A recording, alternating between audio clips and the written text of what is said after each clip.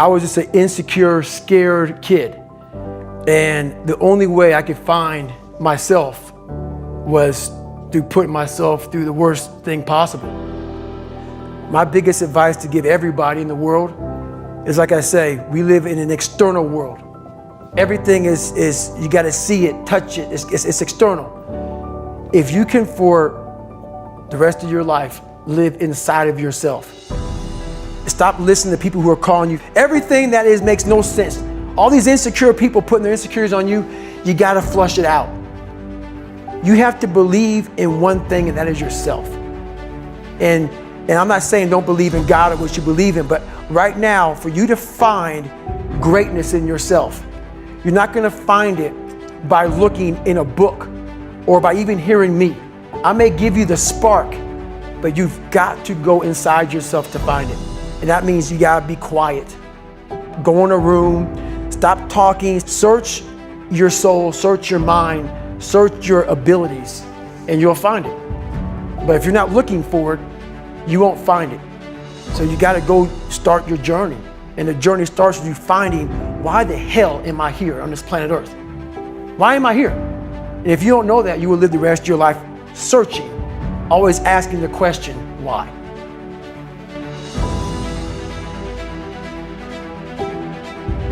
Well, it was pretty crazy for me. It took a while to get to that point where enough was enough. What happened, I came home one night from work spraying for cockroaches. And long story short, I turned on the Discovery Channel. I saw some guys going through Navy SEAL training. And they were going through Hell Week and they were getting their ass just beat. They were suffering. And I was weighing like 297 pounds. And I had to make a change in my life. You know, I was at an all-time low and I wasn't going anywhere.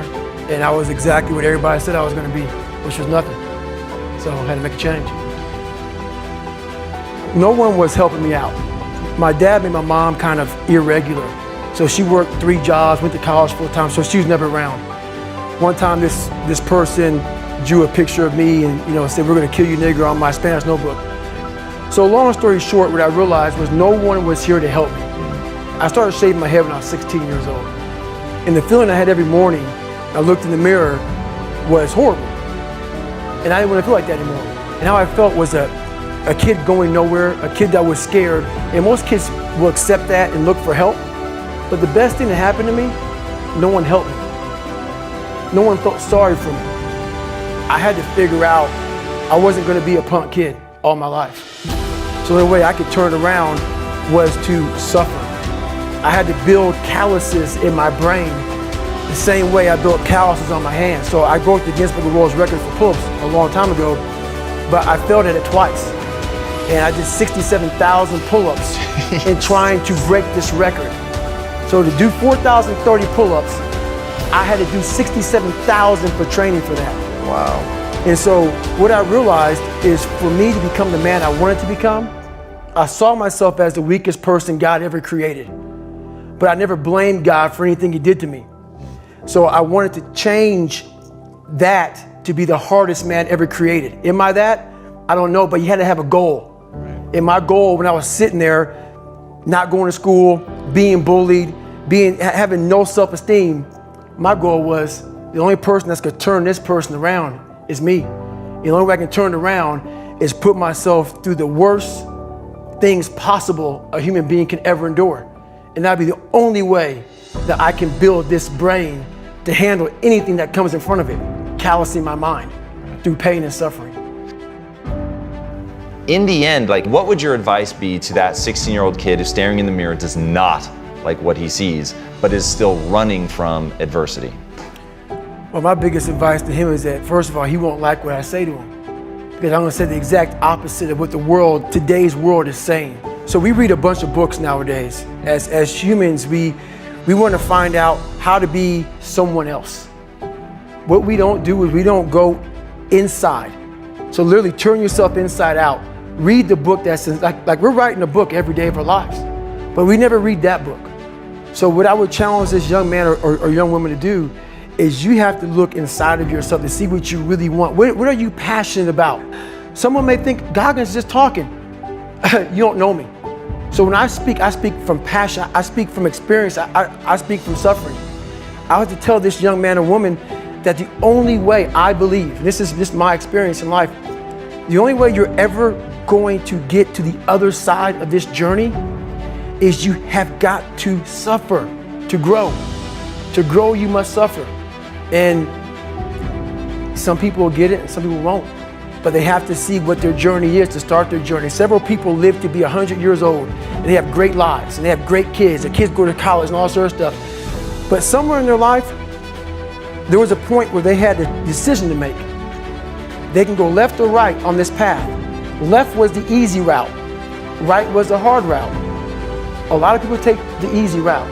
And they had a good life that way, but the better life was going to the right side. And you may have 20 years of pain and suffering to get past it, but a lot of us die never truly starting our journey. And I would tell this young person, you gotta start your journey. It may suck, but it will come out the other side where you're coasting. The younger generation quits. Not everybody. Most of this generation quits the second they get talked to. You did this wrong, or they get yelled at. It's so easy to be great nowadays because everybody else is, most people are weak. This is a softened generation. So if you have any mental toughness, any ability, if you have any fraction of self-discipline, the ability to not want to do it but still do it. People have a hard thing to understand. I hate to run. And what makes me so crazy, it doesn't need more. People go, well, why do you run if you hate it? What are you talking about? I don't want to take showers and eat either. I hate that too. That's life, man. It wasn't until I changed that mentality that I became somebody.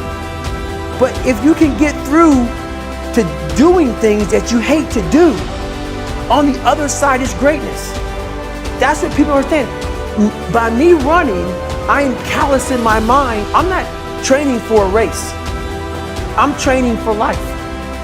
I'm training for the time when I get that 2 o'clock in the morning call that my mom is dead or something happens tragic in life. I don't fall apart. I'm training my mind and my body and my spirit so it's all one, so I can handle what life is going to throw at me. Because the life I've lived, it throws a whole bunch at you. And if you're not physically and mentally prepared for that, you're just gonna crumble and you're good for nobody.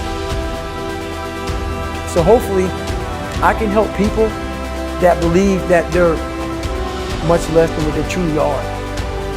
Help them find greatness in themselves. And greatness isn't running 200 miles at a time or doing 4,000 push-ups or being a SEAL. Greatness is whatever the hell you dreamed of in your own mind. You gotta first see it. You gotta first create this vision in your mind. And then that's when I come into play. Once you create this vision in your mind, it's how am I gonna get there now? And that's when I come into play. But first you gotta create your own vision. And it's not external. It's the vision created is inside of you. So until you create that, I'm nobody to you.